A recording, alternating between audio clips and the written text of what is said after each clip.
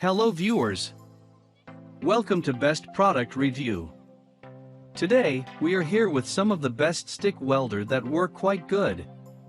You can also find their details like major features and options in our buying guide to easily differentiate between them. This will allow you to buy the perfect stick welder for your needs. If you want more information and updated pricing on the product mentioned, be sure to check the links in the description below. Oh yes, since you're a new channel, don't forget to subscribe to us, and if you're on YouTube, click the alert notification, as it will help us grow. So let's get started with the video.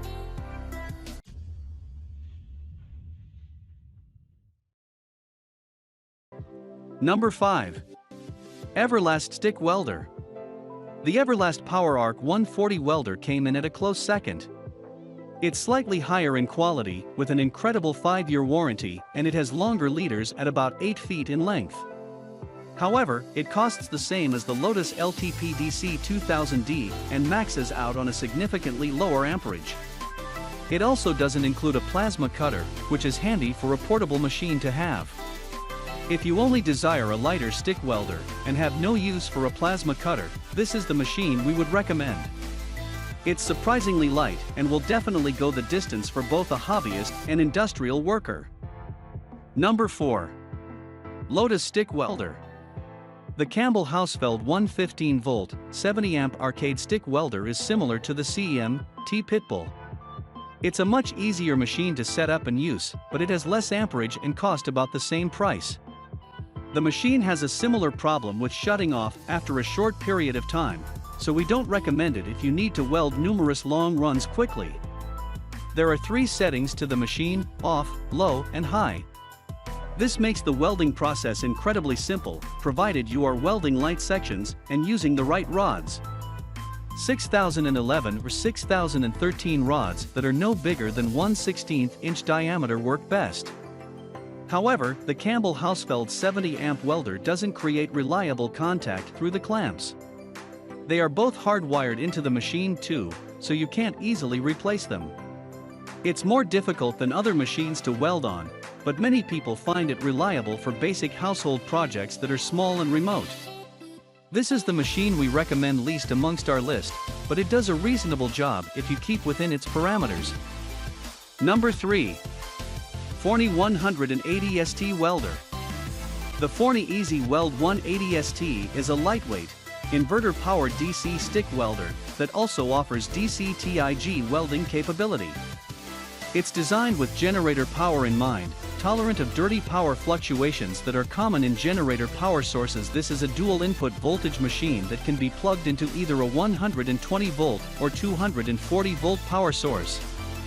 Forney designed the Easy Weld 180 Street Arcade Welder with a high-frequency lift-type TIG torch start to minimize contamination of the tungsten element and reduce consumable consumption. Unfortunately, you need to buy the TIG torch and gas regulator separately if you want to do TIG welding. This machine isn't compatible with a foot control pedal. This arc welder/TIG offers a very wide 10 to 180 amp current output. The Forney Easy Weld 180 ST is capable of welding up to ½ an inch thick steel even though it weighs only 14 pounds. The fine 10 amp minimum limit is great for welding as thin as 18 gauge sheet metal for auto body work. The Forney Easy Weld 180 ST is backed by a 5-year warranty. Number 2. S7 Stick Welder. The S7 200 amp power beginner welder is a machine with a good range of amperage at an even lower price than the Forney Easy Weld 298 arc welder.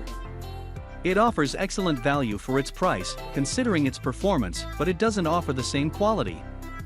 The machine doesn't weld as well as other 200 amp welders like the Lotus LTP-DC 2000D, because it can't run off 220 volts.